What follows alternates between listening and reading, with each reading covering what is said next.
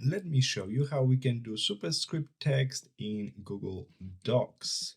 So actually, first type it as the usual text. Then select the part that you want to be superscripted, so smaller at the top. Head to Format. We are formatting text.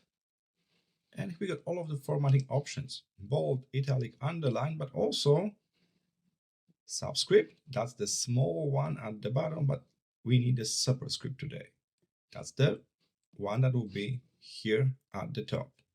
So select the text, format text, superscript, and pay attention. There's also a shortcut. It will be shown on your computer depending what kind of machine do you have. I got Mac, so that's Command and dot. Let's try to use that shortcut we just learned. Command dot. It worked. All right, so that's how you can make those superscripts. You can have a first, second, third in this kind of popular style. Very quickly, just head to your format menu and we are formatting text. Everything's here. Also, dedicated shortcuts shown on the right side. I hope this was helpful. See you in the next one.